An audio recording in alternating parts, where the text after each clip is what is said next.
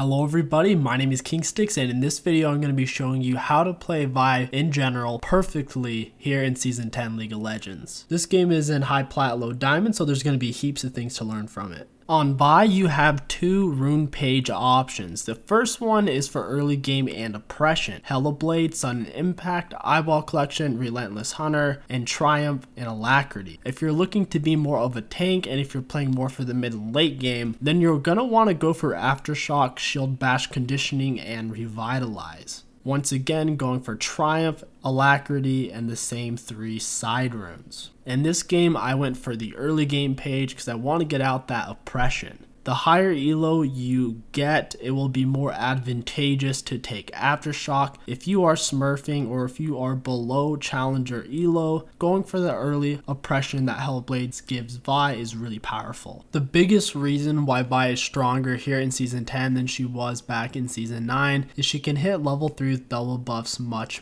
faster. Since you no longer have to take golems to get level 3 out of 3 camps, you only need 2 camps plus Gromp to hit level 3. In this game, I didn't get a leash, which isn't great on Vi, but it's also not the end of the world. You're going to want to take W to clear faster. If you're not going to get a leash, you can start with your E and take less damage since it will apply your passive shield, but you will be clearing quite a bit slower. Right after blue buff, I'm going to go into Gromp because once again, guys, Gromp plus 2 camps will get you level 3, and Vi's big power spike is double buffs at level 3, which is what we're trying to hit. We see Kayn off of one of the wards that we laid whenever we invaded, so I know that he's on his Raptors and he hasn't done his red yet, so I actually want to go fight him and try to kill him on his red buff. I see he's already missing some HP and he won't be level 3, so my level 2 against his level 2, I should have a slight edge. Not only that, but I should have the element of surprise. So I'm going to run up in here into the bush. He clearly had it warded or saw me. He ran away immediately. He's missing a lot of health now, so I want to try to pull away the red buff and take it. He's not willing to give it up, so he's going to waste his abilities. He uses his smite too early. I auto attack him for as long as possible. Once he's out of my auto range, I Q him point blank. While he's stunned, I auto attack and then E him as he's coming out of the stun, because once again, your E is an auto attack resetter and it has more range than your auto attacks. I'm going to focus back onto the Kayn, auto attack E, using the auto attack resetter, big damage here, guys. And something I want you to notice is just how valuable Triumph is in these early fights or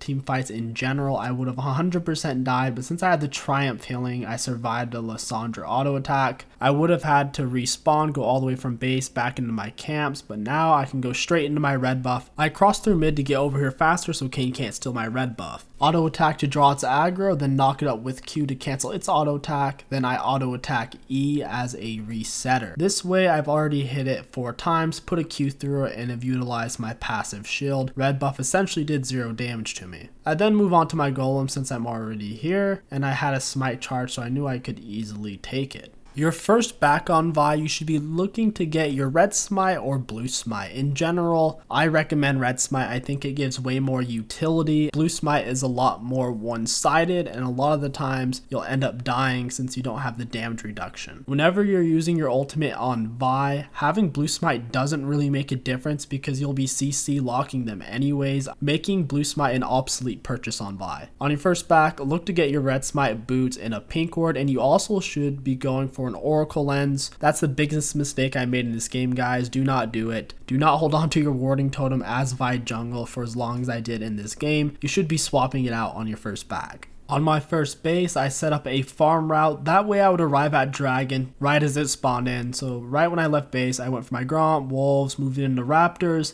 putting me at Dragon within 20 seconds of it spawning in at the 5-minute mark. Vi is really good at soloing dragons in the same way that Warwick is. She has a lot of attack speed and she has really great max health damage off of her W. When you're taking it, make sure you're utilizing her passive shield as often as you can to minimize the damage that you're taking. When you're playing Vi, don't take fleck from weak early game junglers like Kayn. If they're going after a pink ward, you gotta show them who the boss is. Because at the end of the day, if you're playing Kayn jungle, you're hoping your team's going to carry you through the early and mid game so you can finally start being a champion. If you're playing Vi, you're the exact opposite. You're going to be carrying your team through the early and mid game and then hoping your team can back you up in the late game because you're not a real champion. At this point, I reset because I want to get a double longsword towards my jungle item. It's a pretty decent power spike. Also, I'm playing towards my blue buff spawn and Gromp spawn this way. I'm also setting myself up to once again be in a position to kill Kayn on his red buff or take his red buff from him in general. If I didn't back and get the items, that option wouldn't be nearly as good. Normally on Vi, in your first clear route and in your second clear route, you will be ganking side lanes. I haven't had many opportunities because in my first clear route, I ended up killing Kayn on his red, and in my second one, I ended up soloing Dragon. If you're doing those things, that's usually good enough on its own, but traditionally, you should be getting at least 1 to 2 ganks per clear route off on the enemies. With that being said, there weren't many opportunities in this game in particular. My top lane and bot lane have been pushing for the majority of the game, and so has my mid laner. So in situations like that, when you don't have gankable lanes, oppress the enemy jungler and take free neutral objectives like Dragon when you see the opportunity. Pressing tab, we see Kayn does not have 2 long swords like I have, which means I'm at a roughly 700 gold advantage right now in my items, and we're equal level, and he's a little bit lower on health, so this is a pretty good opportunity for me to kill him. I'm also almost nearly level 6, so if I can steal this camp from him, I can hit level 6 and destroy him. Notice how when I'm going after the big golem, I actually left click on it to see its HP because I want to perfectly time my smite and my E, guaranteeing myself the golem. Next up, I auto attack E onto the Kayn. I Q him point blank range, start knocking him up. I need to kill this golem. I know Lissandra's on her way. I immediately level up my ultimate, auto attack EQ. I finish him off and then immediately start running. Another situation where Triumph OP. Do the best flash you've ever seen in your life. Those Lissandra auto attacks are like airsoft bullets, they can't stop me. If I hadn't timed my smite by checking the exact golem's HP, I could have easily messed up that situation. If I didn't level up my ultimate super quickly the moment I hit level 6 to get onto the Kayn, I would have died in that situation. And if I didn't flash the big fat part of the wall, I also would have died in that situation. 3 very specific aspects of that situation that if I messed up just one of them, I would have died. Try to get to your laners at the same time your laners are getting there. In this case, my laners are coming back from base, so the enemy laners are shoved all the way up. Senna's coming to ward. I'm going to take the longer route to cut them off. I'm going to get behind them. They already have Caitlyn. Senna procs her snare on me, but then she stops still to ult, so I just auto her while I'm snared and then ult her after the snare. Q her back into my teammates auto attack E. The beautiful thing about your ultimate, guys, is it will put you behind the enemy every single time, and you'll always have enough time to Q them after you've already ulted them, which puts them in a really nice CC chain.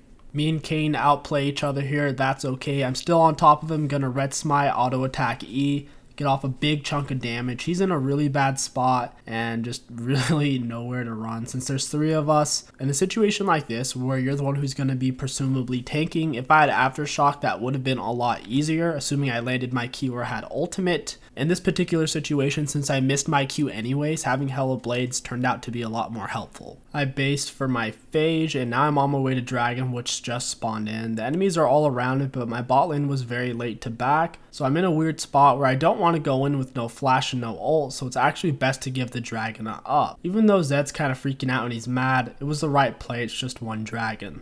After they take Dragon, Zed decides to go in 1v4. Meanwhile, my ultimate's still down. The moment Zed dies, my ultimate comes up. He freaks out, starts pinging me, so then I have to take the time to mute him, which unfortunately makes it take a little bit longer to back up my Thresh. They're all slowed, so I'm going to open up with my Q, auto attack E onto the Kayn. I ultimate to close distance on the Caitlyn, red smiter, and immediately start pounding her. Once again, the triumph I got from getting those 2 kills and assists gave me enough health to where Lissandra had no chance at killing me. Vi plays better against AD comps. She doesn't have very many good MR choices that she can make. She pretty much only has Merc Treads and Maw of Malmortius. Merc Treads, for example, are ideal since Vi can avoid most forms of CC with her ultimate. In those situations, going for Aftershock is the better rune, since you can get a lot of free magic resist just off of applying some CC. In this game, they only have 1 AP though, and that's Lissandra, and she's not doing very well, which is why I'm not really going to build any MR. I'm going to keep just stacking AD and armor as the game progresses. This clip is a perfect example of why you need to hold on to your Q whenever you come up behind the enemies in a gank situation. I already have his exit route cut off. He can't run away from me through my turret. He doesn't have that much HP, and my ultimate's still on cooldown, so if I miss, he's actually going to get away. I'm going to hold on to it, keep walking closer and closer. The closer you get, the harder it is to miss, and then boom, smack him, auto attack E, and he's dead. If you already have somebody's route cut off, don't be impatient with your Q. Hold it for as long as possible, because if you miss it, things aren't going to turn out very well. That's the biggest reason why it's easier for noobs to play Xin Zhao than Vi, because on Xin Zhao dash you can't miss it. You just press E on top of them and it lands 100% of the time. On Vi, with Vi's Q, you have to use a little bit more IQ, but if you do land it, it's a little bit more impactful. If the enemies are a little bit out of your reach and your Q is about to end, feel free to flash then Q. You'll surprise most enemies this way, and even if they have flash, oftentimes they won't react in time. And immediately auto attack E. She got off a really good snare, and I didn't want to use my ultimate yet, but Caitlyn kind of forced it out of me. And then I finish off the Lissandra. That poke from Caitlyn wasn't for free though. The whole time she was smacking me, my Lucian was dropping in some fat damage on her. After that fight, we killed 2 of them and we were relatively low on HP, so instead of forcing a fight under turret, I would much rather just solo Herald. I can take it and heal off of it at the same time anyways. At this point, I'm building to finish my Trinity Force. If you don't do too good in the early and mid game, you can put off Trinity Force and go straight into a Dead Man's Plate or go for a Sterix Gauge. I personally prefer to get Sterix Gauge as a 3rd item. I think it's really good and it does scale with level, so I feel like building Sterix Gauge right after a jungle item is a bit of a mistake. So if you're behind, get a Dead Man's Plate after jungle item. If you're not, go ahead, just get the Trinity Force. Dragon's going to be spawning in roughly 1 minute, so I don't want to be forcing any fight mid. I would rather just play around Dragon. If the enemies come, we kill them. If they don't, we get free Dragon. Instead, Varus and Thresh have other ideas. The same thing's going to happen that happened last time where they're just not there for Dragon. Last time it was because they backed too late. This time it's going to be because they get caught out. So it's going to be me and Zed fending for the Dragon. We just got to be patient and wait for someone to be out of position. What do you know? Senna has no idea what she's doing. I ult her, immediately Q, auto attack, and she's dead. Now that we have an advantage, we have a pick, we can take the Dragon even though our bot lane isn't quite here yet. A cardinal sin as a jungler is when you have absolutely 0 prio and there's multiple enemies on the Dragon. Trying to steal it from us probably isn't going to turn out well. I activate my Q, I hold on to it after he determines his position. I let go of my Q, ram him, auto attack E. He ults onto me, and then something very important is I walk away from all the walls so he can't immediately Q over. Obviously, he didn't have enough time to walk to the edge of that wall and try to Q over, so he just panic Q'd and then died. If Kayn ults on you guys, try to get in a space where you're not immediately on a wall and in a space that will strand him to where he can't get away. Don't just run right to a skinny wall because they'll just hop over. Also, don't walk to one of your teammates who's low on health. You're just pulling an Allah Akbar and you're going to get them killed. In a normal situation, this would be a very bad engage. They're under their turret. I don't have ultimate or aftershock. Lissandra steps up though and she's completely out of mana. I can afford to Q into her, auto attack E, chunk her for half health, and then immediately back up. This pulled a lot of aggro off of my bot lane.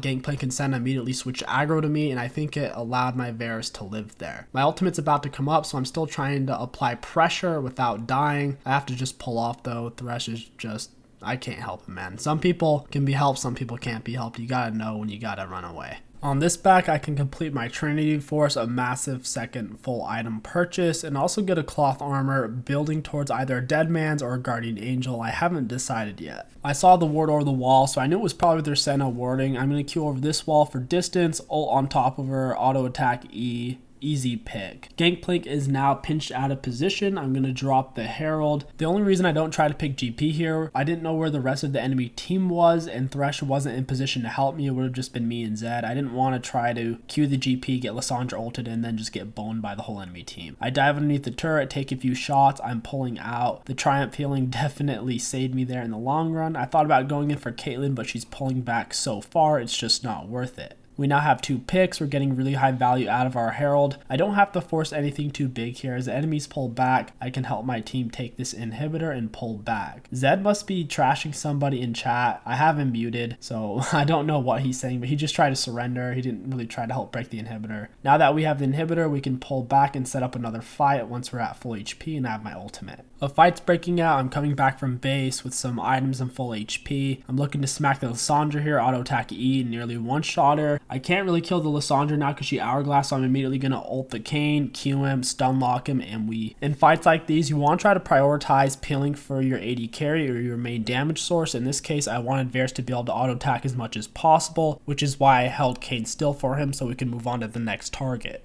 If I had an Aftershock or if my team had a weaker backline than the enemy team, then you could make the argument that I should be diving their Caitlyn. But the thing is, if I try to dive them with no Aftershock, I'm going to die pretty much instantly. So it's just better for me to let the enemies waste their spells. I can just stun lock them and we can move on. Or if one of them is just simply out of position, like the Senna has been several times this game, I can hold on to her, Q, auto attack E, one-shot her. In hindsight, I think Deadman's play would have been better than Guardian Angel this game. If my Guardian Angel gets triggered, Caitlyn can just lay a trap under me. We're pressuring a turret, fight's breaking out, I'm looking for a pick. There's Lissandra, Q, auto attack E. I have to change targets. I ultimate the Kayn as he's going into the wall, suck him out of it, puts his E on cooldown. I'm going to wait until he comes out of me with his ultimate and then Q in point blank range, auto attack E, finish him off. Whenever you're dealing with people up close and personal, there's no reason to power charge your Q when you can just tap it and hit them point blank range instantly. Here I pull off to do dragon because enemies are defending on a turret. It gives our minion wave time to get there. Zed gets a really nice double pick. Now we're set up to siege underneath turret since two of them are dead. Obvious engage option for me here. I'm going to ult the Kayn, his ultimate's still down. Q auto attack and he's down for the count. In situations like those, the enemy team should just let us have the inhib and they needed to wait for their Caitlyn to respawn back in. Instead, they're trickling in 2s and 3s and they're going to give up the game that way. Really strong momentum we've maintained there. At this point, we should have just kept backing up and leaving. Thresh wanted to recall on the spot and Zed wanted to stay and fight, I guess. It didn't make a lot of sense to say since a lot of us were low on health and we'd already gotten the inhib. Zed and Thresh die for it. Luckily, the enemies are pushed into their base because we have their inhib so they can't get Baron off it. Not a big deal, it's just a little bit silly of a trade. I now have my Guardian Angel, which is going to be really nice. I can do a full engage or a full pill combo, and even if they kill me, I'll get right back up, which is awesome. Having a lot of armor is really good against Baron. Even though I'm not that tanky, I have the right kind of resistances to still be able to do semi-turret dives, take Barons, dragons, etc. I wanted to push in top lane so we could take all 3 inhibs. My team just wants to shove it down mid though, so I'm following them up. We now have the 2 inhibs once again. Enemies out of position. I'm going to Q in,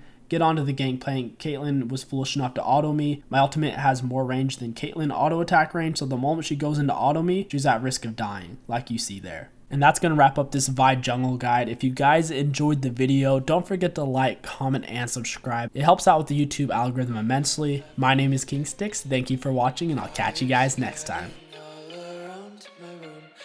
So bright, it's hard to breathe, but that's alright.